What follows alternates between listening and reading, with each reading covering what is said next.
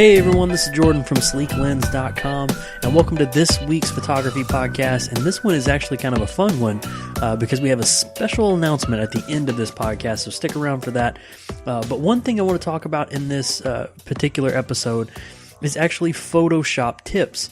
And there's a reason why I'm talking about this in this episode, and you'll hear that later. But Photoshop is often kind of overlooked when it comes to your regular Joe who's editing photos.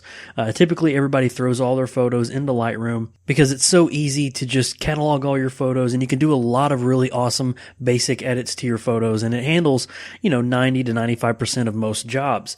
However, Photoshop is obviously a really powerful tool, really popular tool.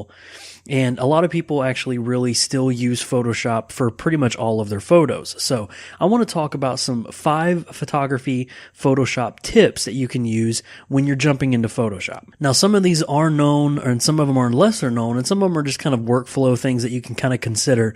But I'm going to go over the 5 kind of tips that you can use that I typically use when I'm jumping into Photoshop. So let's go into the first one. Let's talk about dodging and burning. So we've all heard of dodging and burning a photo, and basically what that means for those of you who don't know, it's basically selectively highlighting or darkening parts of your photo. This used to be a technique that used all the way back in film, where they would kind of expose a little bit more of a photo or not expose some of a photo during the film process, and it would basically create little highlights and shadows and selective parts of the photo.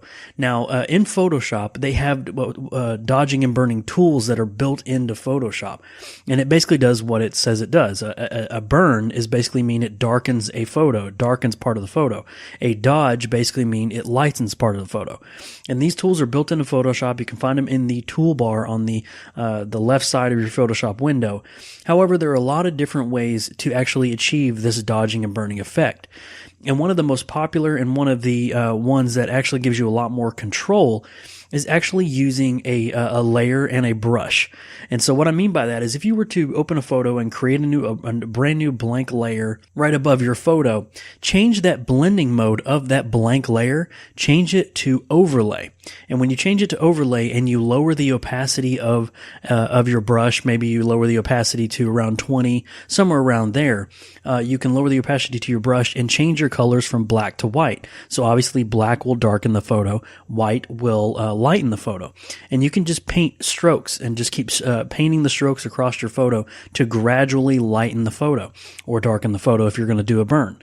This is a really popular technique, and it does give you a lot more control because if you happen to mess up by chance, all you got to do is just delete that layer and you can just, kind of do the dodging and burning process again. Or you can just kind of lower the opacity of that particular layer, and that will lessen the effect of the dodging and burning. So there's a lot of different techniques that you can use for dodging and burning, but this one is by far the one that gives you a lot more creative control over your photo. Now let's talking about using layer masks instead of the eraser tool. When we're trying to get rid of a background, for instance, if we have a model that's on a white background, and we typically want to remove that background, what we might do is actually select the model away from the background by chance, using any kind of selective tools, your quick mask, your magic wand, something like that.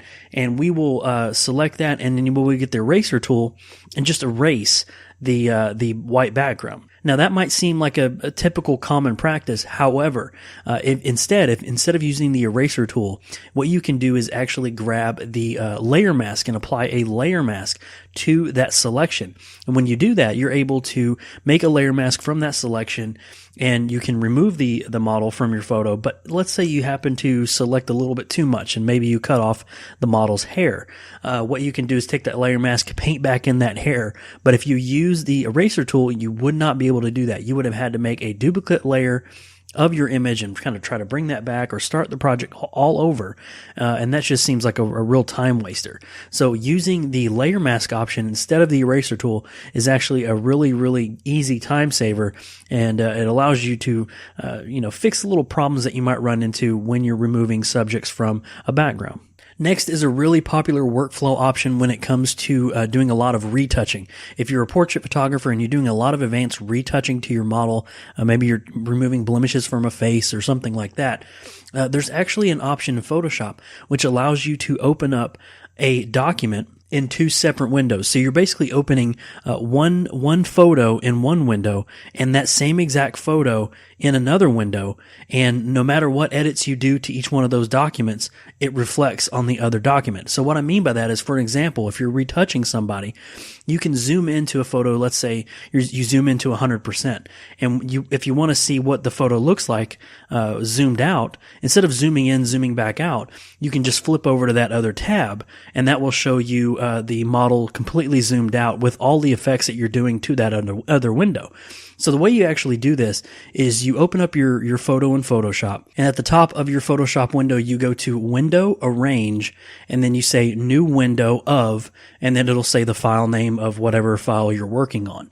And when you click that, it's going to open a brand new tab in Photoshop, a brand new window in Photoshop. And you could go back to the original photo and maybe zoom in to 100% there and start removing blemishes from your photo. And then if you want to see what the photo looks like 100%, just hop over to that other tab where it's already zoomed out to a regular fit and window.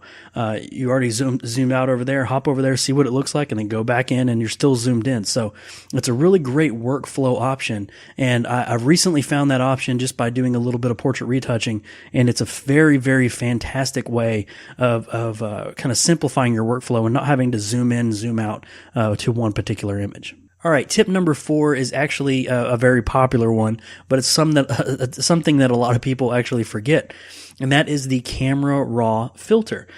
Camera Raw, when you open a raw image in Photoshop, it automatically opens up in a program called Camera Raw because Photoshop can't natively edit RAW files, so it opens up in Camera Raw. And from there, you make your normal exposure adjustments, and basically your adjustments like you would typically see in Lightroom, your exposure, contrast, highlights, shadows, all that fun stuff. You make those adjustments there, and then you open that photo that you just edited. You open it directly up in Photoshop and do all of your advanced retouching that you would typically do to an image. However, if you like the way that Camera Raw is laid out, you can actually open the Camera Raw filter.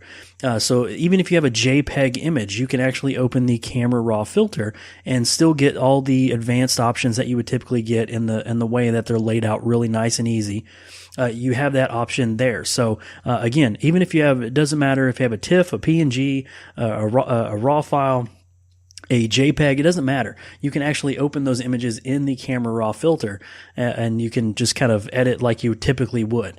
Now, just because you're editing it in Camera Raw doesn't mean you can make many major adjustments like you would do to a RAW file. So if you have a JPEG and you're trying to make really, really, crazy adjustments to your photo, like bringing back a whole bunch of detail in the shadows or something, it's not going to bring back as much as an actual RAW file would. You're basically just getting the interface, the way that it looks and the way it's laid out. So you can easily find some really simple adjustment tools. So just think about that. But if you just want a really easy way to maybe just change the exposure really easily, you can just hop into the Camera Raw filter and do it that way. And the last tip I want to talk about is actually using actions for very simple tasks. So a lot of people might think that, just because you're dragging a photo into Photoshop, you have to kind of do everything manually just because, that's the way Photoshop is.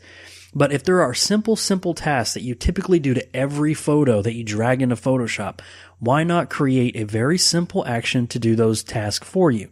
So, for example, every time I drag a photo into Photoshop, I want to change the resolution of that photo to 300 ppi or dpi, so that when I have the option to print it, it's already at 300, so I have a really good resolution there. When I drag my photo in, usually it's typically at 240. So what I did is I created a very simple action to actually apply the image resolution. I changed it to 240 to 300, and then I also apply just a little bit of sharpening as well, and that's the action that I click on every time I drag a photo into Photoshop. So that saves me a couple seconds. But if you do it every time, if you typically do that one thing to every photo, That's a great time saver to do that with. Also, you can also create some very advanced things like changing a photo to black and white. Maybe there's a certain effect that you always like with your photos. That's another way of doing it as well. And also remember, Sleeklens sells a bunch of different actions. So if you really want some advanced, super advanced Photoshop actions, you can check out those as well. So those are just 5 simple tips for Photoshop editing, and they're really simple things, but they're things that a lot of people typically forget because we always get wrapped up in our own little workflow. But it's always great to kind of experiment with other different types of workflow and different types of settings and everything in Photoshop to continually improve your workflow. So I mentioned we had a very special announcement at the end of this episode, and this episode was all dedicated to Photoshop, and this is because we just released our very first Photoshop course, and this is for Photoshop for photographers. This course is dedicated to just for photographers, showing you different scenarios, different tools that a beginner might need in Photoshop when they're trying to learn how to use Photoshop. It can be tricky, it can be intimidating. When you go into Photoshop, you open it up and you see all these tools. But when it comes to photography and photography editing, Photoshop has some really simple tools in there that will allow you to really enhance your photos. So if you want to check out this Photoshop for Photographers beginners course, head on over to Sleeklens.com and check out the courses tab. You'll see it there. It's a 5-hour course, has 5 hours of content. You get a lot of downloads with the course. And there's about 25 videos in there. So you can learn a lot of different things from portrait retouching, to using layer masks, to using clipping masks, smart objects, all kinds of stuff, adding special effects to your photos. We have a lot of stuff in there that we cover that typically a beginner photographer might want to use when they get in there and learn Photoshop. And also don't forget, we have the coupon code Sleeklens podcast, all one word. That saves you 10% off. So if you want to check out this course and you think it might be a right fit for you, make sure you use that coupon code and you get 10% off the already low price of the course already. So make sure you check that out as well. We got Sleeklens podcast for the coupon code. Check it out there. It gives you 10% off your entire cart. All right, guys, that's the wrap up of this show. Thank you for joining me in this podcast. I hope you guys enjoyed it, and I will look forward to seeing you next week.